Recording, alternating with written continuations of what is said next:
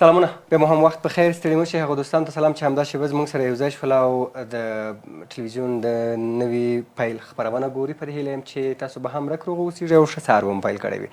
د خپرونې په وروستیو شېبو کې موږ فعاله ځوان زین الله احمدي له ځان سره لرو. له دوی سره به پر هدف باندې غږېږو. ډېری ځوانان دي چې کله د مکتب نه فارغه شي او بیا د ځان لپاره داسې ټاکلی هدف نه لري چې څه باید وکړي او کوم موضوعات باید د پوهنتون لپاره وټاکي، یا هم دا چې په ژوند کې ورته هدف ډېر زیات مهمه نه وي، او یا هم ځینې کسان وي چې هدف لري خو دې ته لاره یې نه ورته معلومه چې څنګه وکولی شم دې هدف ته زه ورسېږم، د کومو لارو څخه. پر دې موضوعات له احمدي صاحب سره غږېږو. احمدي صاحب ستړي مه شئ او سهار مو نیکمرغه. ډېره مننه ناظري صاحب. په لومړی کې تاسو اغلې یوسفزۍ خور او د مشران جرگه تلویزیون ټول لیدونکو سلامونه و نیکی هیله وړاندې کوم. ورځ مو نیکمرغه. شما سلامت باشین آقای احمدی. آقای احمدی میشه بگوین در ابتدا که خودتان در کدام سن هدفتان را تعیین کردین و در اون مسیر روان شدین؟ ډېره مننه خور که په لومړی کې به زه د هدف د تعریف په اړه تاسو ته ووایم. هدف که د هدف تعریف په اړه وایي، هدف اصلا یوه بهانه ده. بهانه د ژوند کولو لپاره یوه بهانه ده. ممکن ډېرو ته داسې جالبه ښکاري چې څنګه بهانه ده، خو د ژوند کولو تر ټولو اصلي او تر ټولو مهمه بهانه چې د هغه هدف درلودل دي. ځکه موږ ژوند چې کوو د یو څه د ترلاسه کولو لپاره کوو، نو په هغه کې که چېرې موږ هدف وټاکو، هغه به د موږ تاسو د ژوند تېرولو په ځای د ژوند د کولو لپاره یوه ښه بهانه وي. او هدف د هغه څه ترلاسه کول دي چې زموږ د زړه له تل او د زړه له غوښتنې سره برابر وي، یا د موږ د زړه غږ وي، د موږ د روح او روان غږ وي. نو د هدف د خپل ځان په اړه که درته وایم، ما د خپل ځان په اړه د ټولګي د مثلا د 12م ټولګي 11م ټولګي څخه رانیولې بیا د پوهنتون تر پایه پورې خپل هدف ټاکلي دي. مثلا یا لنډمهاله هدف دي، یا اوږدمهاله هدف دي چې د څو کلونو لپاره دي، یا مثلا د لنډې مودې لپاره، یا د اوږدې مودې لپاره دي.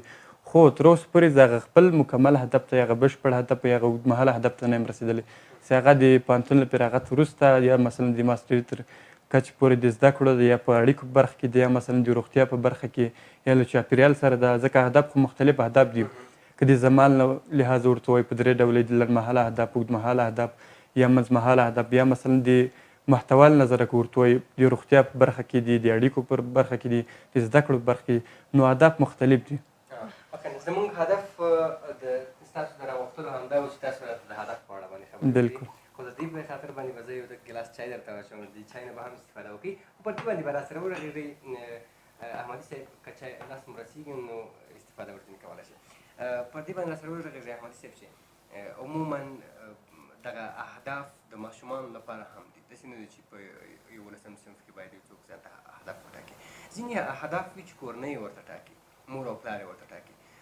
دغه پروسه څنګه روانه ده؟ پخوا وختونو کې دومره خاص پاملرنه ماشومانو ته نه وه. اوس یې څنګه ارزوئ دغه سیستم چې په ماشومتوب کې دغه اهداف خپل اولاد ته ټاکل څه ډول دي؟ ښه یې ارزوئ، بد یې ارزوئ، څنګه؟ د هدف په ټاکلو کې یوه تر ټولو مهمه ځانګړنه هغه د علاقې وړ ده. یعنې هدف باید د علاقې وړ او تحمیلي نه وي. نو که چیرې یو کورنۍ د خپل اولاد لپاره هدف ټاکي، ممکن هغه ته ونه رسېږي، د ده هغه شوق او د ده له علاقې سره برابر نه وي، یا مثلا ماشوم ته غومره فهم او غومره هغه نه ورکول سوي پوهه چې هغه د خپل ژوند مسیر وټاکي. نو د ده لپاره مهمه دا ده چې په لومړی کې د هدف په ارزښت، د هدف په ډولونو، د هدف په ځانګړتیاو، د هدف په خصوصیاتو په ده باندې ماشوم وپوهول سي. له هغه وروسته هغه ماشوم کولی سي خپله هم خپل هدف وټاکي. د امریکا په پوهنتونونو کې وایي د 2م ټولګي تر زده کوونکو پورې تر 7 کالو پورې دوی ته دغه ورښوول کېږي چې دوی څنګه د خپل ژوند هدف وټاکي. خو له بده مرغه به ووایم زموږ تاسو په ټولنه کې په ښوونځیو کې چې په پوهنتونونو کې هم په دې اړه دغه زده کوونکو ته پوهه نه ورکول کېږي د خپل ژوند هدف څنګه وټاکي، یا هدف څه ته وایي، یا د هدف ځانګړتیاوې څه دي، یا د هدف ډولونه څه دي. نو کورنۍ په دې برخه کې تر ټولو ډېر کار کولی شي، ځکه د موږ تاسو لپاره هغه تر ټولو ډېر او هغه د زده کړې لومړی زانګو چې دغه کورنۍ ده. کورنۍ په دې برخه کې ډېره مرسته کولی شي، خو په دې شرط چې هغه هدف د ماشوم یا د ځوان له علاقې سره برابر وي.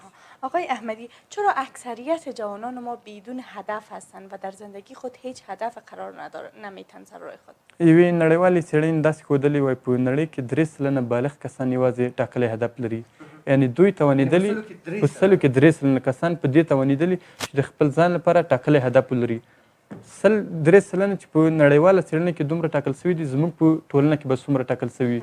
یا زموږ په ټولنه کې به 100 کسانو هدف ټاکلی. نو زموږ په ټولنه کې اکثره ځوانان بې هدفه دي، اکثره ځوانان د خپل ژوند او د خپل راتلونکي لپاره هدف نه لري. نو د دې علتونه مختلف دي. لومړی علت چې ده هغه له ماتې ویره ده. اکثره ځوانان د له ماتې ویره لري. دوی هغه فرصتونه نه ګوري، یوازې هغه باندې رڼا چې په فرصتونو پام غورځولي، یوازې هغه خنډونه دوی ګوري. یعنې د ګیلاس مثلا 80 سلنه تش ډکه برخه یې پام غورځولې، 20 سلنه هغه خالي سیمې ته یا خالي ځای ته ګوري، دوی فرصتونه نه ګوري. او دویم علت دا ده چې دوی رټل سوي دي.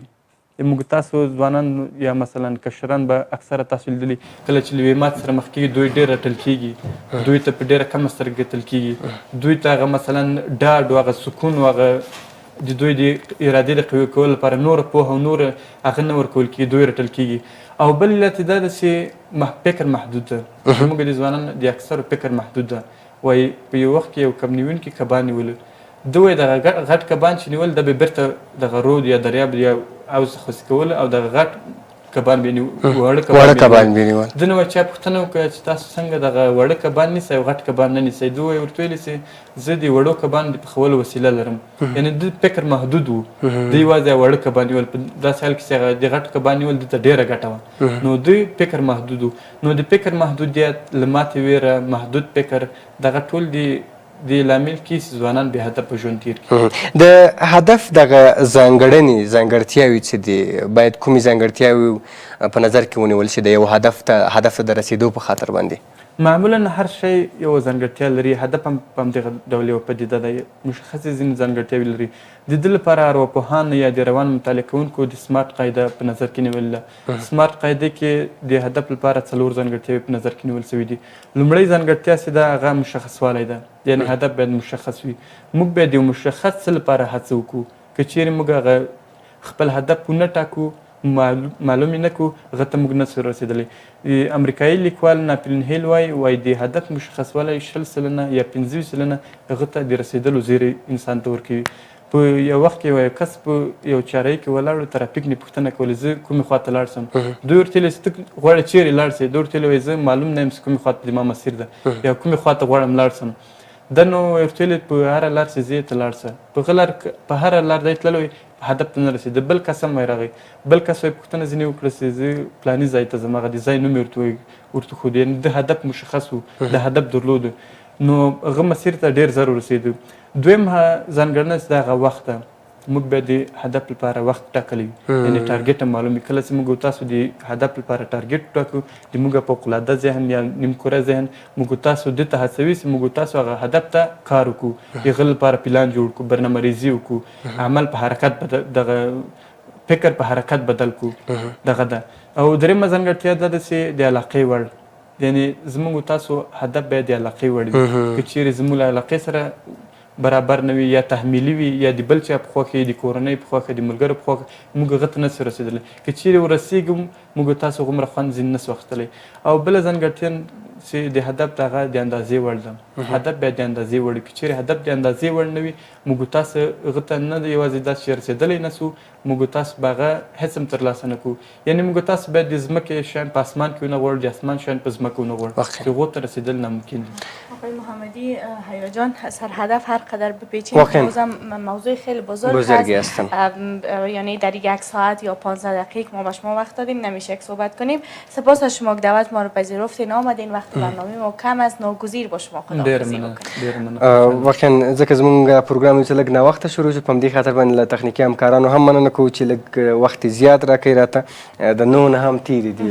په همدې خاطر باندې له تاسو هم ډېره زیاته مننه چې راغلی او زموږ بلنه ومنله. او انشاءالله چې د ځینې موضوعاتو بیا هم ورباندې غږېږو، ځکه دا موضوعات دي چې ډېر لوړ دي او باید زیات ورباندې بحث او خبرې وشي. تاسو نن ډېره مننه چې ماته وخت راکړل تر څو هغه څه مې زده کړي تر ځوانانو تر ګرانو لیدونکو پورې ورسو. ډېره مننه. ډېره مننه له تاسو هم.